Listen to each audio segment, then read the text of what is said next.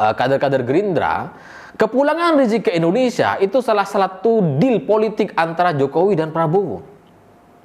Dan ketika Pak Prabowo menyambut mendatangi Rizik di Arab, itu begitu luar biasa beritanya begitu. Saya heran, Prabowo jauh-jauh datang ke Arab Saudi mau nemuin Rizik. Riziknya pulang nggak ditemuin. Ini kan nyebelin gitu.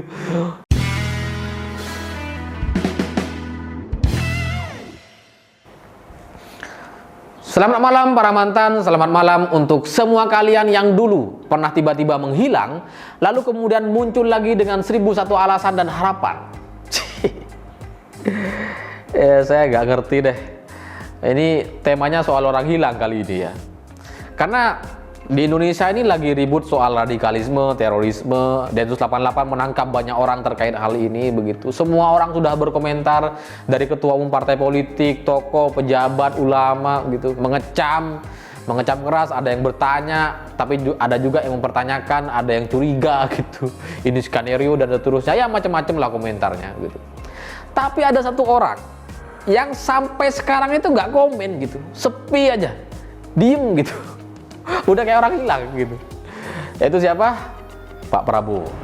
Jadi Prabowo ini unik menurut saya ya. Karena sejak zamannya Rizik pulang ke Indonesia beberapa bulan lalu itu, yang dijemput dengan ribuan orang di bandara, sampai penembakan terhadap 6 laskar FPI oleh polisi di jalan tol itu, yang mati semuanya itu, Prabowo ini nggak komen gitu, diem aja.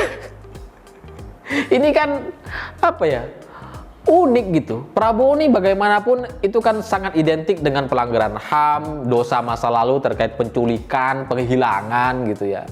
Sekarang ada kasus pelanggaran HAM, ancaman nasional, dia menterinya begitu, kok dianya yang hilang. Ini gimana kebolak-balik ini jadinya ya. Itu kan sama kayak kita nembak perempuan gitu ya. Aku cinta kamu, aku sayang kamu, ayo kita pacaran gitu. Terus perempuannya jawab, iya oke, ayo kita pacaran. Tapi kitanya besoknya ngilang. Ini Prabowo banget nih. Dulu ketika menjadi oposisi kan begitu menggebu-gebu, begitu peduli terhadap NKRI. Ini demi merah putih, ini demi Indonesia, keadilan sosial dan seterusnya. Wah, hebat lah. Orasi dia kan memang selalu luar biasa dan menggebu-gebu gitu. Tapi sekarang ketika dia jadi menteri pertahanan pula, dan ada kasus soal ini begitu, dia nggak komen sama sekali kok. Padahal kan mestinya dengan kekuasaan yang dia miliki, dengan jabatan yang dia miliki, mestinya kan jadi lebih atraktif, lebih vokal gitu, minimal menyampaikan apa yang sudah dia lakukan selama setahun lebih ini menjadi menteri gitu. Apa gitu, sampaikan dong capaian-capaiannya. Ini malah nggak ada, bahkan isu pun dia nggak mau nanggepin gitu. Ini Prabowo ngapain ya? Jadi bingung saya. Karena bagaimanapun Rizik dan Prabowo ini cukup dekat lah. Selama bertahun-tahun mereka ini akrab dan sempat tampil satu panggung begitu jelang kampanye. Dan bahkan kata kader-kader Gerindra, kepulangan Rizik ke Indonesia itu salah satu deal politik antara Jokowi dan Prabowo. Dan ketika Pak Prabowo menyambut mendatangi Rizik di Arab, itu begitu luar biasa beritanya begitu. Saya heran, Prabowo jauh-jauh datang ke Arab Saudi mau nemuin Rizik. Riziknya pulang nggak ditemuin. Ini kan nyebelin gitu. Ini ada apa gitu, malah Anies yang nemuin. Ini politik tingkat atas ya, karena memang dalam sebuah politik itu tidak ada yang kebetulan sebenarnya. Semua kejadian itu sangat terkait dan ada alasannya begitu. Karena Rizik pulang ke Indonesia beberapa hari sebelumnya itu sangat kebetulan sekali, Yusuf Kalla datang ke Arab Saudi berkunjung begitu. Baru beberapa hari setelah itu Rizik pulang. Ya ini politik tingkat atas lah. Tapi begini, kalaupun Pak Prabowo itu nggak komentar soal penembakan 16 laskar FPI, soal ancaman radikalisme di Indonesia, soal Rizik gitu yang disidang dan sedang atraksi macam-macam bikin ulah itu, ya mungkin apa ya, saya bisa maklumi lah. Mungkin karena Pak Prabowo ini lagi bingung gitu. Karena sebelumnya sangat dekat dengan Rizik, yang anti pemerintah, yang ngeritik, yang kritis dan seterusnya. Tiba-tiba sekarang Prabowo jadi menteri. Jadi bawahannya Pak Jokowi gitu. Mungkin dia lagi bingung gitu. Tapi kan ada juga berita positif soal pencapresan 2024 begitu. Prabowo digadang-gadang sebagai capres terkuat saat ini dari beberapa lembaga survei. Tapi ini pun nggak berhasil bikin Prabowo komentar loh. Ini hebat gitu. Dan survei itu juga hebat. Kenapa? Kalau dulu Prabowo itu elektabilitasnya tinggi, yaitu karena dia atraktif di media, ikut semua isu gitu. Sekarang orangnya diem, kok ya masih tinggi. Ini nih warga kita nih kayak nggak punya pilihan banget lah gitu. Nah, tapi dari survei ini juga jadi mengkhawatirkan karena yang paling tinggi Prabowo, Anies gitu. Ya ada Ganjar, tapi ya masih lebih jauh lah gapnya gitu. Bagi saya ini mengkhawatirkan di 2024 karena Pak Jokowi udah nggak bisa maju lagi gitu. Jangan sampai calonnya tiba-tiba Prabowo, Sandi, Anies, siapalah gitu, Munarman gitu. Ini bahaya gitu. Karena ya kita mau milih siapa jadinya gitu, nggak ada yang benar. Nah, Prabowo, banyak orang juga meyakini bahwa meskipun Prabowo itu elektabilitasnya paling tinggi katanya, tapi dia nggak akan maju di 2024 karena sudah terlalu tua dan seterusnya. Tapi untuk level calon presiden begitu ya, bagi saya kayaknya kok nggak ada yang terlalu tua begitu. Ma'ruf Amin juga tua jadi tuh calon wakil presiden begitu. Yusuf Kalla juga ketika 2009 lalu maju juga begitu. Bahkan 2015 sempat maju lagi sama Pak Jokowi. Nggak ada yang terlalu tua dalam politik untuk level calon presiden ya. Nggak ada yang terlalu tua. Dan Prabowo ini adalah orang yang apa ya, kayak petel korek gitu. Sekali gesek kebakar orang ini gitu. Karena kita tahu di tahun 2014 Prabowo ini kan sudah ditipu sama banyak lembaga survei dan TV One begitu yang mengabarkan bahwa dirinya menang, kemudian dia mendeklarasikan dirinya menang sampai sujud syukur dan itu malu-maluin sebenarnya gitu. Itu kan Prabowo udah pengalaman ya, udah pengalaman tertipu gitu ya, udah pengalaman kalah. Tapi di 2019 dengan cara yang sama, dengan lembaga survei yang sama abal-abalnya, dengan berita yang diklaim sendiri itu oleh kader-kadernya begitu. Ini Prabowo masih tertipu lagi gitu. Dan saya sangat yakin bahwa Prabowo ini emang tipe-tipe petel korek itu gitu. Mudah digoyang orangnya gitu ya. Bahkan sampai 2019 lalu itu sangat keras, lebih keras dari 2014 gitu. Tensinya.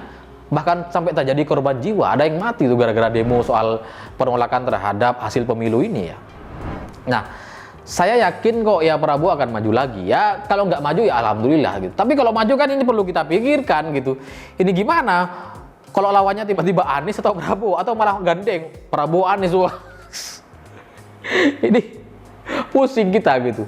Tapi kayaknya akan berlawanan gitu. Karena Anies menunjukkan dia sudah menemui Rizik begitu, sementara Prabowo kan enggak gitu ya.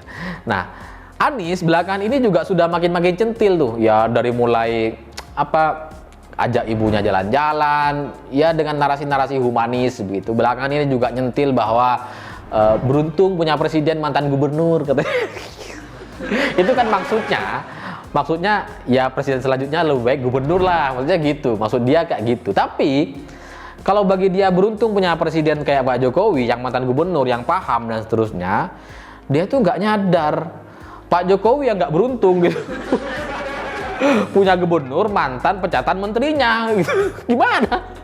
Itu kan sama kayak kita putus dengan mantan pacar kita. Oke, kita putus gitu ya. Ya udah lama gitu, tiba-tiba kita nemu orang lah baru lagi, cinta, sayang, kemudian jadian, pacaran. Tiba-tiba ternyata itu adik mantannya gitu. Kayak gini nih persis nih kayak Pak Jokowi sama Pak Anies nih. Udah dipecat jadi menteri, jadi gubernur pula. Waduh. Itu ngerepotin orang ini ya. Dan bagi saya yang lebih mengkhawatirkan lagi karena katanya Anies ini dipilih oleh mayoritas milenial di Jakarta, anak-anak muda di Jakarta. Apa yang mengkhawatirkan? Karena anak-anak muda Jakartanya ini yang kota-kota itu sangat dekat dengan radikalisme itu gitu. Laskar FPI yang ditembak mati itu siapa? Anak-anak muda. Belakangan kasus yang belakangan ini terjadi, yang di Mabes Polri itu juga siapa? Anak-anak muda gitu. Jadi ada yang salah dengan ini gitu. Anak-anak mudanya ngefans sama Anies, terus jiwanya jiwa-jiwa radikal. Kalau Anies sampai jadi presiden kan bahaya. Mau jadi apa negeri ini gitu. Nah, Tapi memang saya jadi berkaca pada tahun 2014 begitu. Sebelum tahun 2010 begitu, 2011, 2012 itu Pak Prabowo tuh masih tertinggi elektabilitasnya, surveinya begitu. Pak Jokowi muncul di Jakarta jadi gubernur itu masih belum diproyeksikan sebagai calon presiden, tapi setahun sebelumnya 2013 Pak Jokowi tiba-tiba sangat mencuat dan mencuri perhatian publik dan menjadi orang yang sangat digadang-gadang menjadi calon presiden Indonesia 2014 dan akhirnya ya jadi presiden juga sampai sekarang begitu. Nah sekarang dengan elektabilitas Prabowo yang sangat tinggi itu yang disaingi oleh Anies Baswedan, saya menyimpan harapan, berharap ada lagi keajaiban atau pola politik yang terjadi lagi di Indonesia dan itu sudah disiapkan oleh PDIP. Semoga seperti itu gitu. Kalau ngelihat Ganjar saya agak pesimis karena Ganjar ini apa ya? Dia di Jawa Tengah sebagai incumbent, Jawa Tengah sebagai basis partai PDIP begitu, tapi menangnya juga selisihnya nggak banyak-banyak banget, cuma belasan begitu. Ya itu banyak secara kebiasaan begitu. Tapi ini nih incumbent basis partai, daerah basis partai.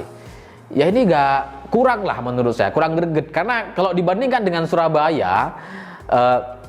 Itu kan kadernya kader baru begitu dari PDIP dan PDIP di Surabaya ini sangat kuat lah dan menangnya juga lebih dari 10%, tapi itu kader baru loh gitu, bukan incumbent. Nah Pak Ganjar ini incumbent gitu, disaingin sedikit sama Sudirman Said, si mantan pecatan menteri itu hampir kalah gitu.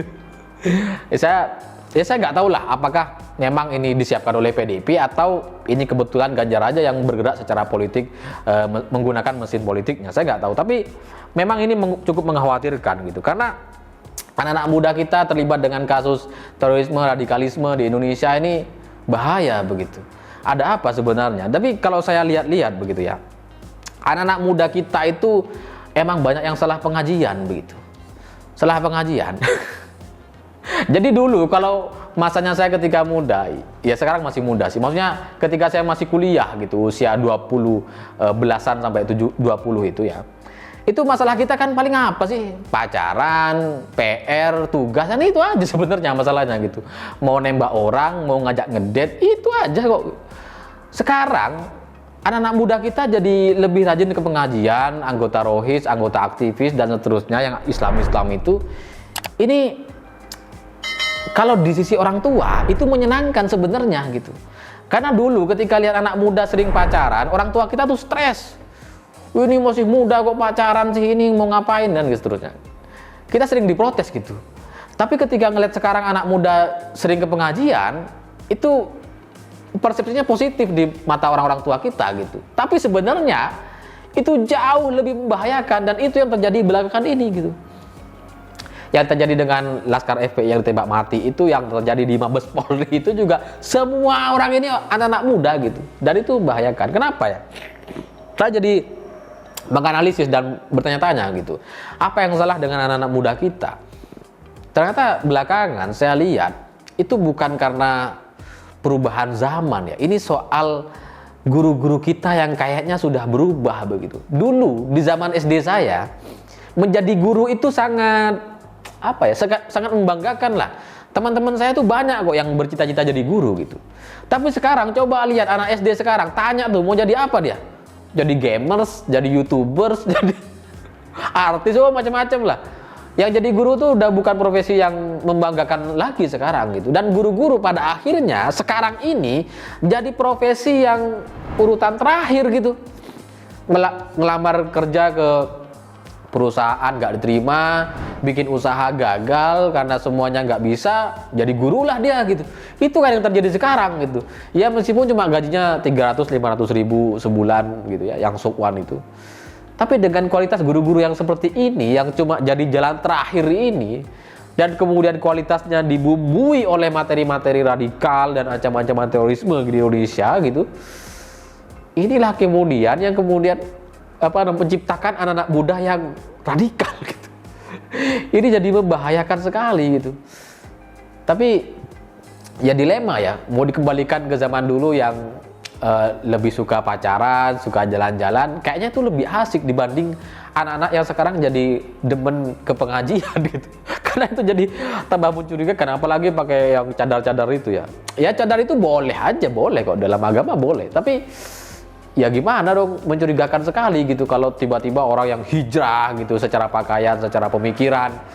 Karena isinya nol gitu, gampang diisi. Seperti sebuah gelas gitu. Kalau nggak ada isinya, itu gampang diisi dengan apa aja gitu. Dan sayangnya, yang ngisi ini ya guru-guru yang nggak berkualitas tadi, yang radikal, yang macam-macam itu, yang membahayakan lah gitu ya.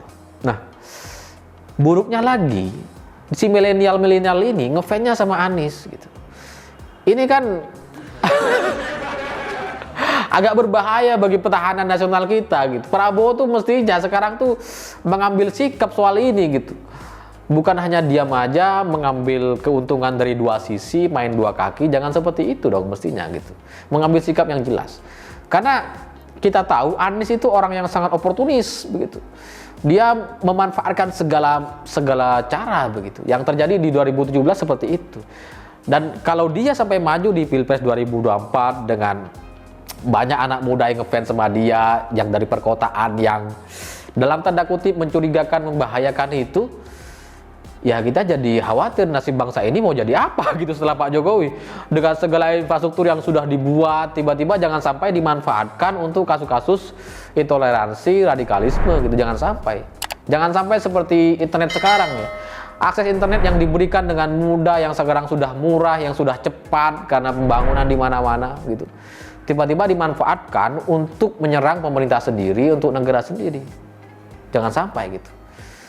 Ya bagaimanapun sebagai pakar mantan saya berharap tetap ada keajaiban di sebelum 2024, 2023 begitulah atau 2022 gitu. Cuma kan sekarang nih kita nih sebagai orang yang awam gitu, kita jadi penasaran ini siapa yang mau kita dukung dari sekarang gitu. Karena situasinya sudah sangat mengkhawatirkan, sementara Anies terus main drama begitu dan Prabowo malah diem aja gitu.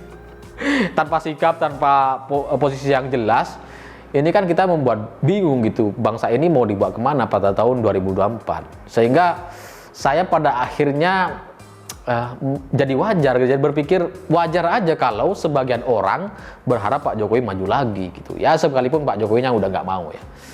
Saya pikir itu, terima kasih sudah menonton, begitulah kura-kura.